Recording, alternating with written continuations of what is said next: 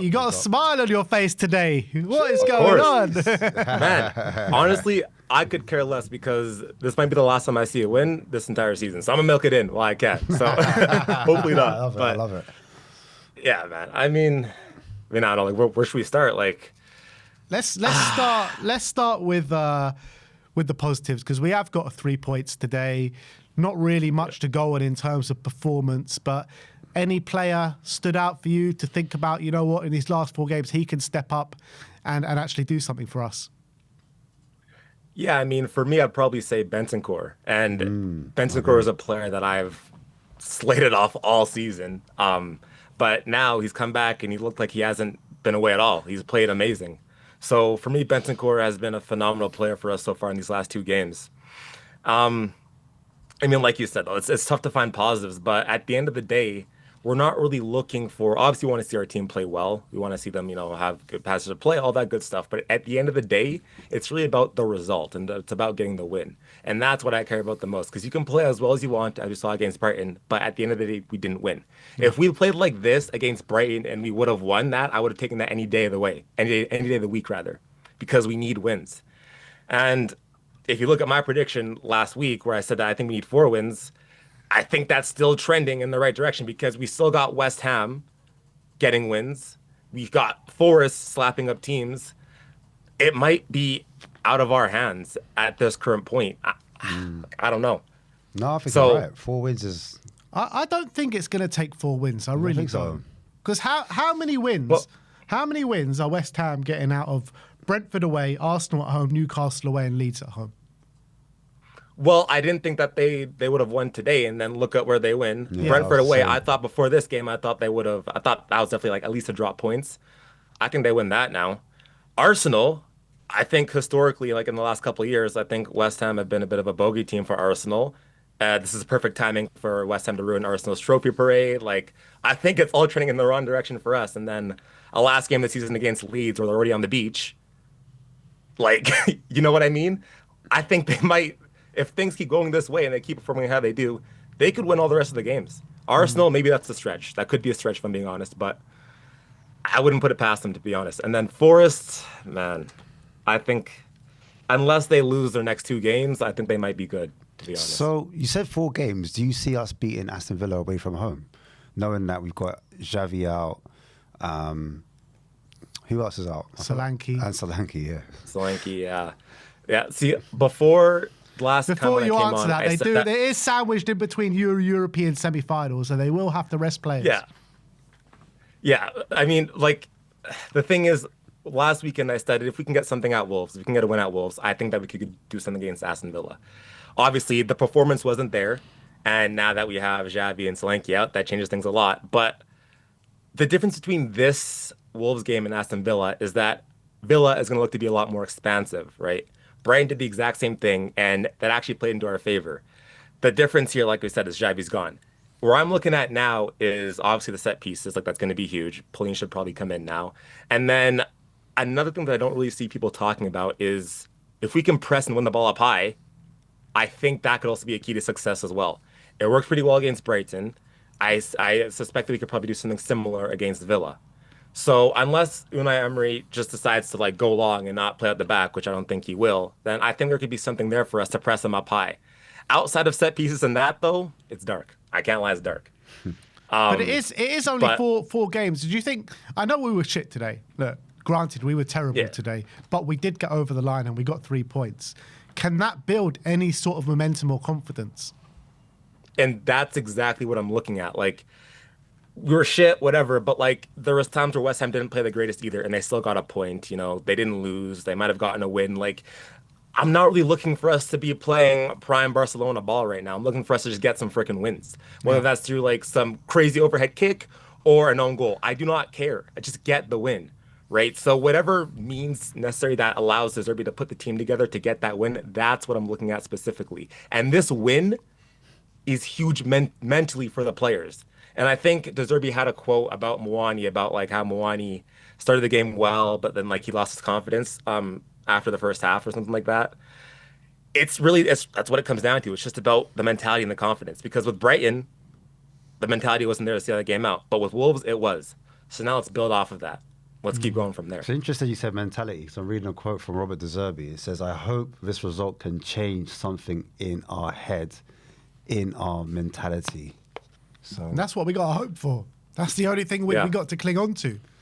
We have nothing else. We have nothing else. It's just like, I don't know what type of voodoo we did for that Europa League, but the injuries, I've never seen anything like this. Like, I actually want to know like the actual stats for this. Like, it has to be like the worst. Like Ange first season, Ange second season. Now with Frank, Tudor, De Zerbi, I don't think I've ever seen a Premier League club have this amount of injuries. Like, But I don't want Nate- them to use that. Nate, it Yeah. actually goes further than that. It's not just the injuries, it's the refereeing decisions as well. Like every week there is a key defining refereeing decision that goes against us. Sunderland, it was Brobby. Against Brighton, there were plenty of decisions that went against us. Today, surely Andre should have got sent off today. And the penalty decision at Everton West Ham as well. Yeah, honestly, like if Romero did that tackle, he would have been in prison, 100%. Yeah, literally.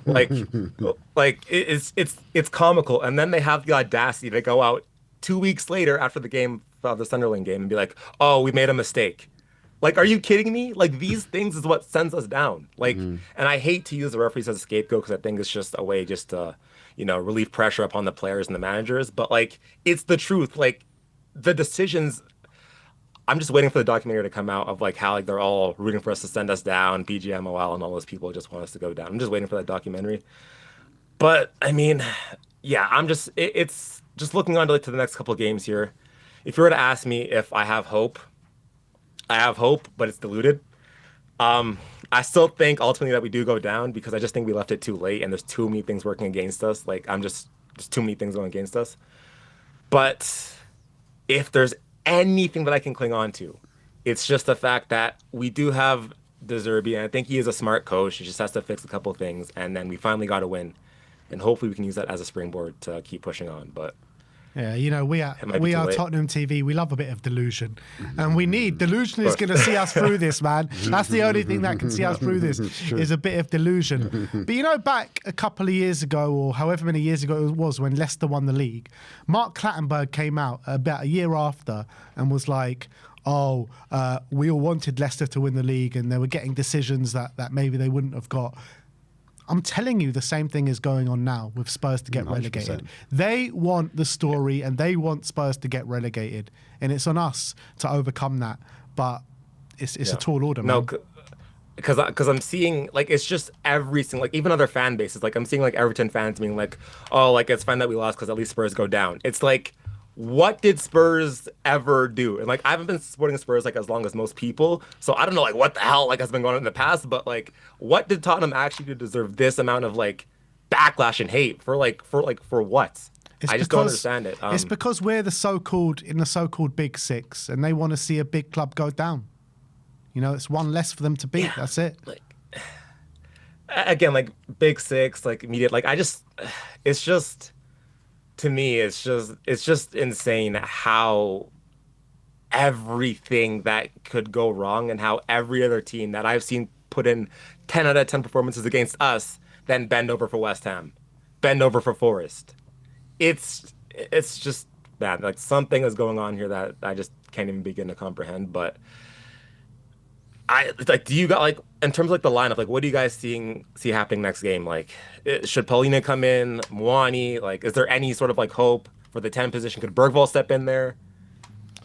In terms of trying to press high from the front and win the ball back in their final third, I mean Bergvall surely has got to get a look in. He did it against Brighton, and as soon as he came on, he won it. But Stel was talking about Paulinho. We had a long conversation on it, and I definitely see Then it. who do you because he drop is for? our biggest threat from set pieces? Probably have to be Basuma.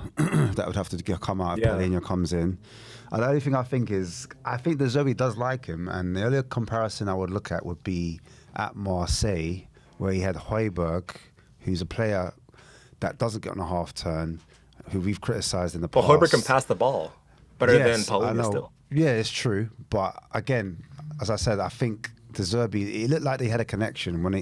From what I've seen in the training pictures and videos, they seem to be getting along, and I think he trusts him. So maybe Basuma comes out and then Paulinho go in after that challenge as well. But that's the only way I could see things changing, because it was both Paulinho and Bergvall that were involved in the Brighton goal. The assist for Xavi Simons. They both it was Bergvall that pressed, and then it was Paulinho that passed the ball forward for Xavi Simons to get onto and score that goal. So, see, my only thing with that though is that I had a term for this pivot that we like to call Bentancur and Paulinho, and I call it the Haram pivot, because that's what Thomas Frank loved using for the first part of the season. He did. So for us to go back to that now. Does that mean Frank just stayed? Is that what we're saying, Frank? However, I would say with that pivot though, we didn't concede many goals. Yeah, we didn't. Yeah, we didn't concede many goals, but we didn't score many goals either. So, which is what we need right now. That's what we need right now. So, but Bentancur and Paulinho are our biggest threats from set pieces from the midfielders anyway. Yeah, I probably, honestly, I don't know who's in the background. But can you mute yourself? Yeah, I'm hearing about the feedback there. Either way, though, I don't think you can play Bentancur and Paulinho together. But if Basuma hasn't been doing much for me either way. You probably could get away with Bentancur or Paulinho, but we need some goals, and I guess Paulinho is one of our top goal scorers. So it's just a mess, man. It's a mess. But I think you'll probably get Bergvall in there if you want to press high. One thing we could do, look, I think thinking outside the box is, and actually, I'm gonna say it. No. Say it, Ash. You gotta say it now. I changed my mind. Nothing's diluted at this point. When I actually thought about it properly, I thought it through. I was like, no. I was thinking, if you want to, because remember, Moani is the issue, right? Moani's he's the problem. So it's a bit like what Stel was saying in terms of like not playing three at the top. You play with 2 10s close to forward. So if you're playing with 2 10s, who are the 10s? We don't have a 10. We'd have to use Conor Gallagher and Bergvall as the 2 10s. At least they'll press. They will press like crazy, and then you have Richarlison up top. Yeah. That's the only thing you could do. If you wanted to be up for that. If you wanted to drop, if you wanted to no Matty's Tell. Yeah, you lose Tell, but you could use Tell maybe as a wing back. I don't know. I know De Zerbi likes to play. I think under Brighton, I think he did play like. Yeah, like I think he'd end up with putting like sometimes midfielders as fullback. Sometimes I don't see why Tell couldn't play fullback if you have Van de Ven there on the left to cover. I don't know. I don't want to lose Tell. That's the thing. I think you need to get Tell at the top, like or on the wing. Sorry. Yeah, you could have Tell instead of Richarlison. If you don't believe in Richarlison, you could have Tell up top, and then have your 2 wing. I like Tell, but Tell up top. This guy still hasn't scored a goal in like who knows how long. So. Just saying. I guess probably hasn't scored since that Bournemouth game, has he? This is why I stopped myself. Do you understand? Yeah. This is why I was like, I get it now. I did the quick Matrix. I did the quick, Doctor Strange. I did that. Yeah. And then I figured it out. I was like, no, actually, no. So I guess we're finished then because we have no solutions. That's what we're saying. Well, by hook or by crook, we just need to shithouse these last 4 games. That's all it is. That's all it is. That's what I think Set too. pieces, Paulinho. I don't know, man. Haram ball. I agree, man. It might have to be a Haram thing. So. You know who was the Haram masteress? That was Thomas Frank. So maybe we should get Thomas. Actually, anyways, it will lead back to Frank. That really is outside the box. That really is outside the box. Nate, dog. One last question: are we doing it or not? Are we staying up? Are we staying up? The $1 million question. Now we're going down still. I think it's too much. We're going down. We're going down. Even with that big smile, man, we can't even stay up. It's the smile of... Because if you're not going to smile, you're going to cry, right? So, correct. That's what you got to do, man. That's what you got to do. Big up, Nate. Thanks for coming on today. Big ups. Big up, bro. Take care, guys.